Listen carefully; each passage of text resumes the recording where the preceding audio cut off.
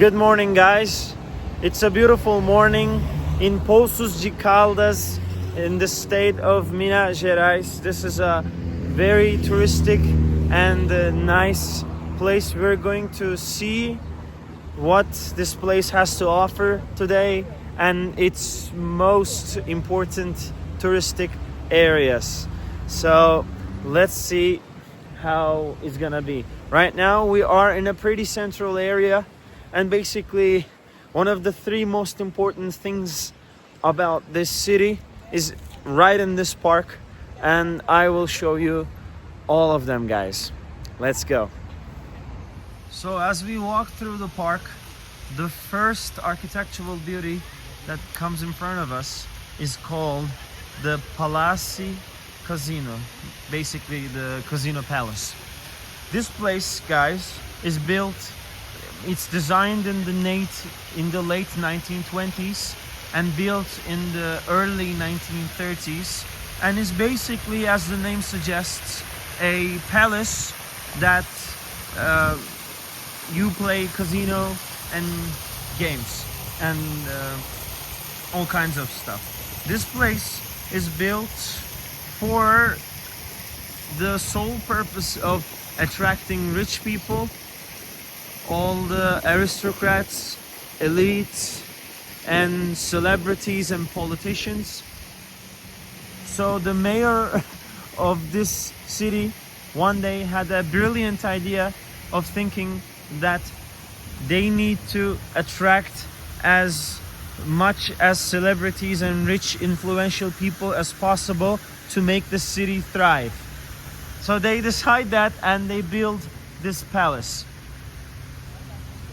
This is one of the main attractions of this city. It's basically a luxurious entertainment hub featuring a cine theater, ballrooms, and gaming spaces.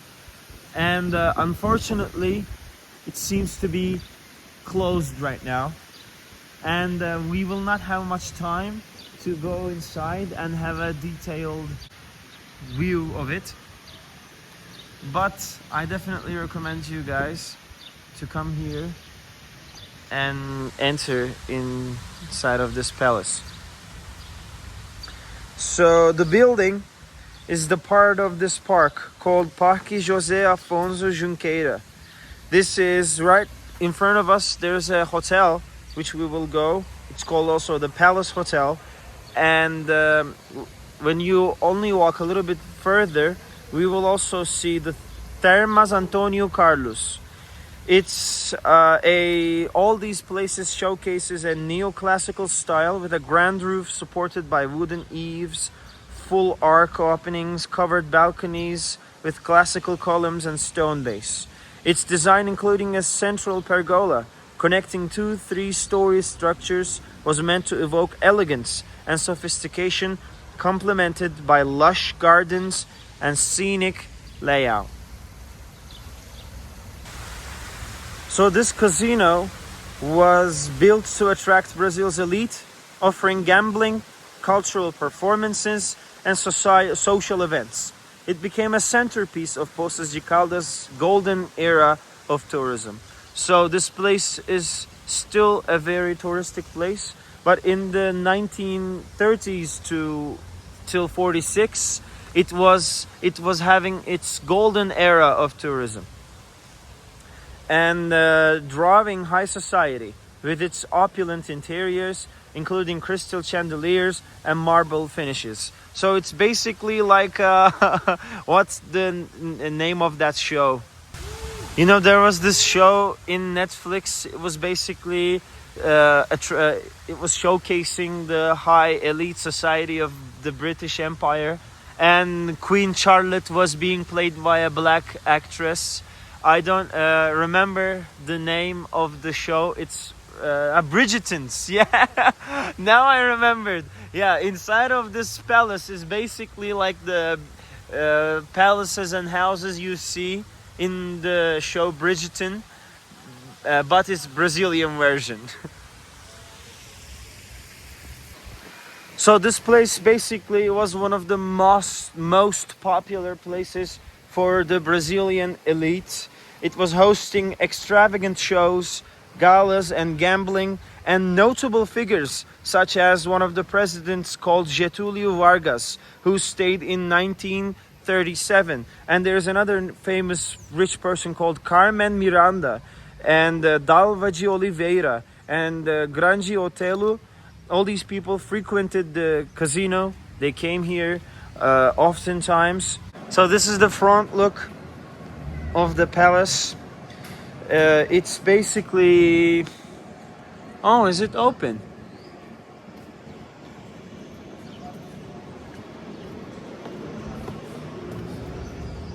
Bom dia. É fechado? É fechado. Tá. Okay, guys. The palace is closed, unfortunately. So, the dress code of this palace was strictly formal. It was basically like those shows that you watch. Everybody comes pretty dressed up, and this is to basically showcase the high clientele of this palace. And another thing that I have to tell you about this city, you see these trainways. When you enter with your car, you will see this everywhere around the city. But what's weird about it is that it's not functioning, because when they built this thing, after 2 or 3 times of its usage, it basically breaks down. There's a part of it, when you go with your car, you will see that it's destroyed. And when you look at it, it doesn't look like that it can support a big train filled with people anyways.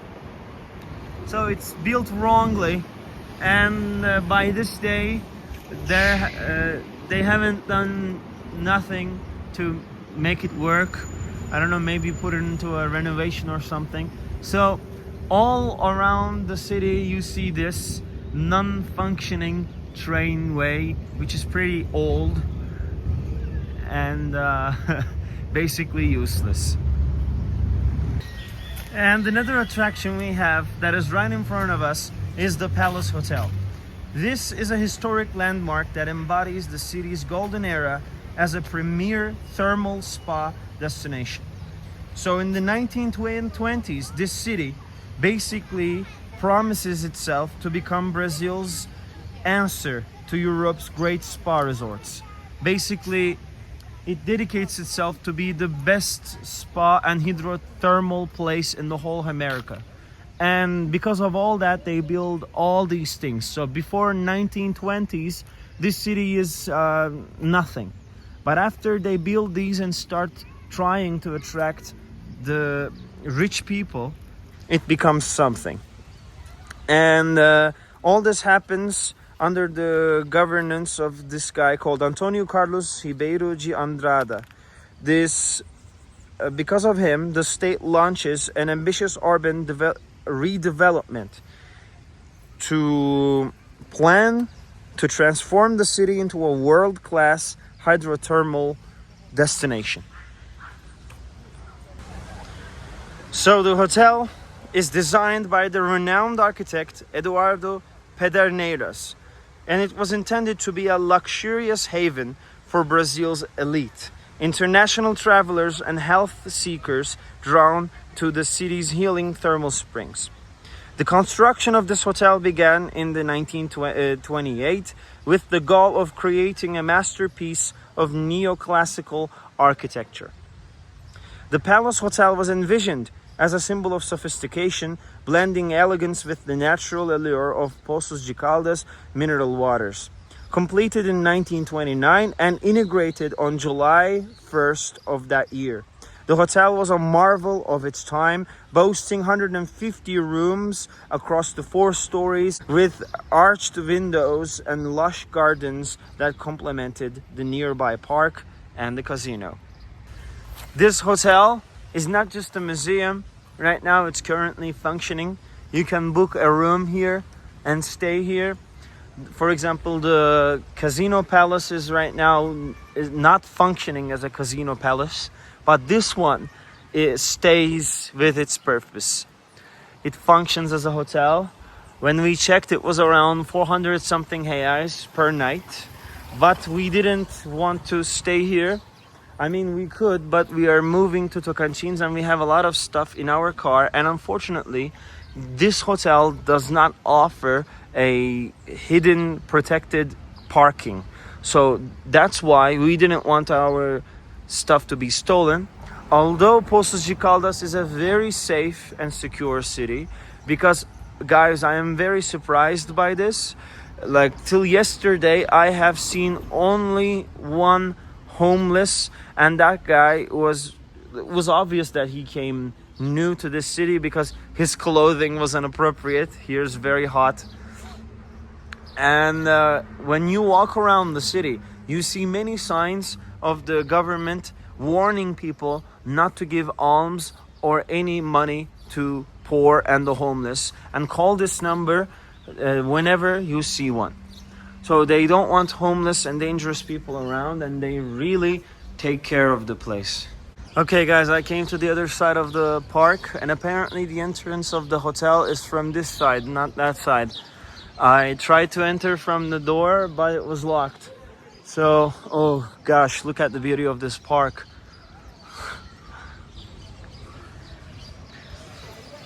Now let's see if we can enter the hotel, because I want to have some shots and show you guys around if it's possible. The Palace Hotel. Let's go.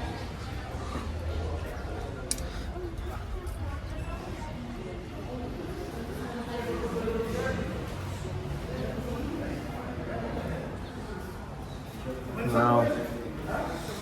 So guys, they didn't let me enter and record inside. They said there's a lot of people inside and things like that, so I will not be able to show you as much as I wanted. But it's a great place, and when you enter inside you can see and feel the history. I wish we would have stayed here, but our conditions does not allow. But I definitely recommend you to come and visit. Okay, now right in front of us we have right now the Termas Antonio Carlos. This place is a cornerstone of the city's identity as a premier thermal spa destination, steeped in history and tied to the region's therapeutic waters. So the story of the Termas Antonio Carlos begins with the discovery of Poços de Caldas' sulfurous thermal springs, known since the late 18th century for their curative properties. By 1886, a modest bathhouse taped with the waters of the Fonte dos Macacos, used to treat skin ailments. In 1889, Pedro Sanchez established another small balneario drawing from the Fonte Pedro Botelho, where sulfurous water bubbled up naturally at 45 degrees. These early facilities laid the groundwork for Poços de Caldas' reputation as a healing destination, named after Portugal's Caldas da Rainha, a historic thermal spa favored by royalty. The city's transformation into a modern resort began in the 1920s under the governor Antonio Carlos. That's where it gets its name. And in 1927, he allocated funds for an ambitious urban development to make Poços de Caldas a thermal place, right? And the vision included with the hotel and the Palace Casino and the park, and we have this, Termas Antonio Carlos. It's designed by the same architect, Eduardo Pederneiras, and it's envisioned as the heart of this thermal paradise, blending health, luxury, and architectural splendor. Now let's see what's inside. This place is a monumental neoclassical structure with grand arches, a double staircase, and vibrant stained glass windows in its main hall. And they have this on the roof. Yesterday when we came here, I kinda went and laid down here straight and basically looked at the roof. It was like a nice experience. So this is a place built in around the 1920s. This place, in its early years, was a magnet for Brazil's elite and health seekers. Visitors flocked for treatments targeting rheumatism, arthritis, skin conditions, and respiratory issues. The spa offered over 30 services, including immersion baths, massages, and inhalation therapies, making it a pioneer in Brazilian cryotherapy, thermal water therapy. It was a place of both healing and prestige, where the wealthy soaked in mineral-rich waters while marveling at the building's opulence. The thermas also served as a social hub, complementing the nearby Palace Casino's glamour during Poços de Caldas' golden era of tourism. It has a beautiful hall, and when you walk through inside, a beautiful coffee shop welcomes you with a pool. You can basically sit there, have a coffee, enjoy your time in this palace. My wife came here and got a massage treatment yesterday, and she was pretty pleased. So we definitely recommend you guys to have an experience in here. Now let's talk about the decline of this place. In the late 1920s till the end of 1930s, this place is a touristic hub. But in the 1940s, something destructive happens. This guy called Eurico Gaspar Dutra, this is the president of the time, and in 1946 he brings a gambling ban. And especially in this city, this ban hits hard, because the whole reason that this city becomes a hub for rich aristocrats of Brazil is because that this place has a casino, right? This place stays awake and strong because of gambling. And that guy basically destroys that, and because of that the city starts to have a huge decline. And today is open to all, but unfortunately it's only a shadow of its former glory. Now we will walk through the downtown and we will go see a church, which is another historical landmark of this city. Right now we are in the way of a main central area. We have the Poços das Águas shopping, which is basically the shopping mall in the center of the city, and they have a hotel right on top of it. And here you have clothing places, bakeries, coffee shops, and açaí places, which some of you may know what is açaí and some of you may not. Apparently it has been brought to US, so Americans may know exactly what it is, but I myself, as a Turkish person, I didn't know what it was till I come here. It's basically a tropical fruit made into a creamy, almost gelato thingy to eat. It's a very nice dessert. Okay, this guy is the second homeless person I've seen. But compared to Curitiba and other central places, this city is so safe, guys. It's like in a central area like this, in those cities, there's at least like 50 homeless people. I'm not joking, not kidding. They're everywhere. But here is nice. Another bakery.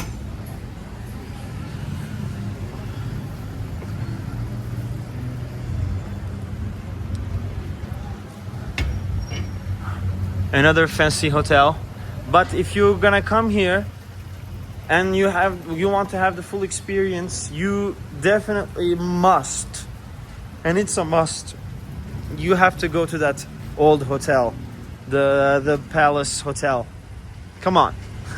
You're gonna come to Poços de Caldas and will not stay in its most famous hotel? No.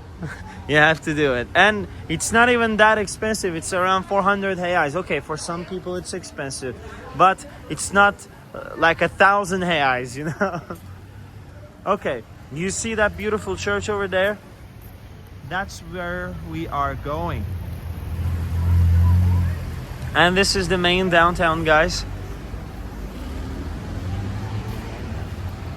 I will not walk through there, but basically all the stores and everything you may need is on this way. I will go through this way because we are going to see the church. Yesterday when we came here, I saw this church and we also passed by the car, but I haven't had an opportunity to explore it myself. So this is going to be my first time with you guys. I will be seeing if the church is open, and I hope that is open. By the way, when you are coming here, prepare yourself to the heat. It's going to be hot. Right now it's 10:30 a.m. So it's because that it's morning, it's quite windy and it's nice. But yesterday we were in the downtown around 3 p.m. or something, and it was pretty hot. Here we are at the Basilica of Nossa Senhora da Saúde. This place traces back to the late 18th century when Poços de Caldas was a nascent settlement known for its sulfurous healing springs, but it's not as famous as it was in 1920s. The area's first religious site was a modest chapel dedicated to Bom Jesus da Cana Verde, serving the spiritual needs of locals and early visitors drawn to the therapeutic waters. But in 1872, Captain José Bernardes Junqueira donated 96 hectares to establish the town, named Nossa Senhora das Águas de Caldas in honor of the Virgin Mary, though the capital still lacked an image of her. The story of the basilica's patroness began in 1887 with a Portuguese visitor, João de Souza Belém. Stricken with severe rheumatism, he came to Poços de Caldas seeking relief in its mineral springs. And then, after he is miraculously cured, he returned to Portugal and in gratitude commissioned the stunning image of Nossa Senhora da Saúde, which means Our Lady of Health, and crafted by a skilled Portuguese santeiro, painted and gilded with fire. This image was sent to Dr. Pedro Sanchez de Lemos, a local physician, and placed in the Bom Jesus Chapel, now is called Igreja de Santo Antônio, is another place. On October 22, 1885, the Paróquia de Nossa Senhora da Saúde was officially established, marking the community's growing devotion to the Virgin Mary under her title of health and healing. Now, fortunately for us, the place is open. Let's see how beautiful is inside. I am a huge admirer of historical religious places, especially Catholic churches. And my God. Wow. It's a big one, right?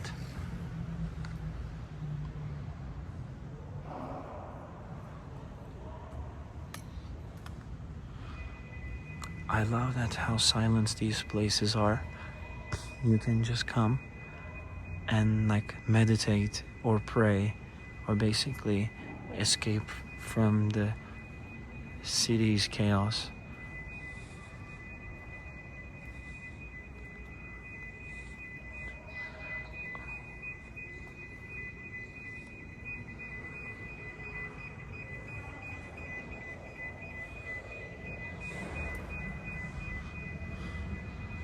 Here is the image of Saint Michael crushing the devil.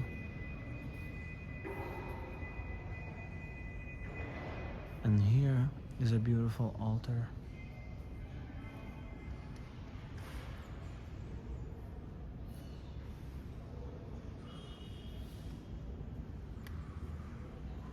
Sometimes I truly wonder how they build these places. Such a marvel and beauty.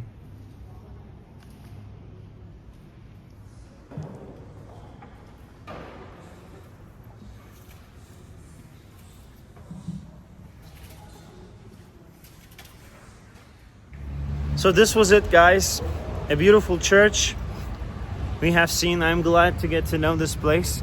Now we will have one more stop to make before we finish this video. I want you guys to see this.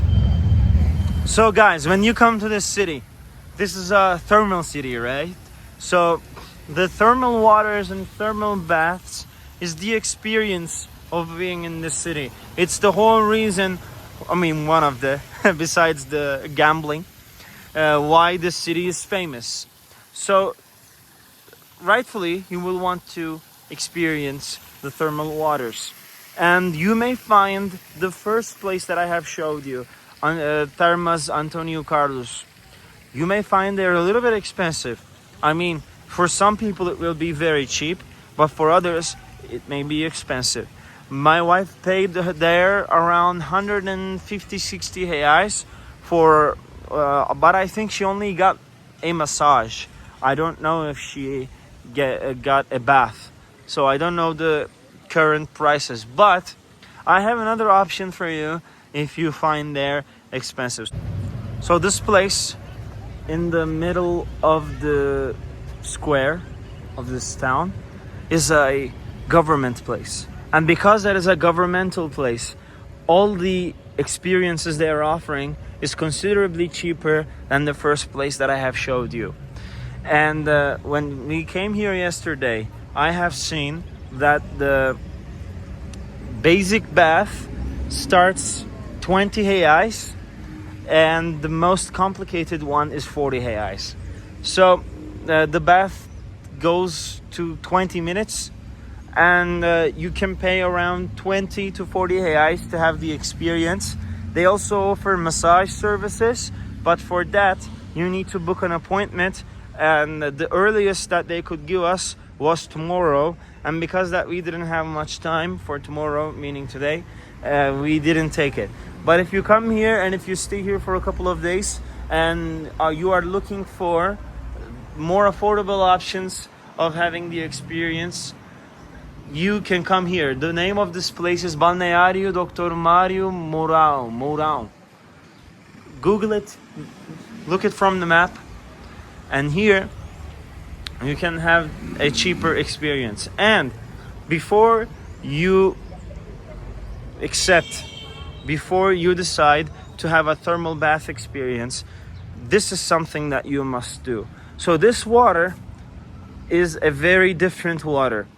For some of you, it can be quite hot. It's around 38 to 40 degrees.